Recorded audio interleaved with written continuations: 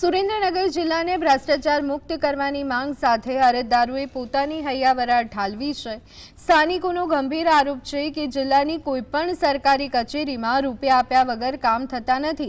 ભ્રષ્ટ અધિકારીઓના કારણે આખો જિલ્લો બદનામ થઈ રહ્યો છે।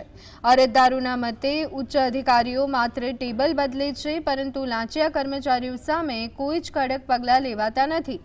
લોકો હવે થાક્યા છે અને સરકાર પાસે માંગ કરી રહ્યા છે કે વહીવટી તંત્રમાં પારદર્શિતા લાવવામાં આવે અને ભ્રષ્ટાચારીઓ વિરુદ્ધ દાખલારૂપ કાર્યવાહી કરવામાં આવે।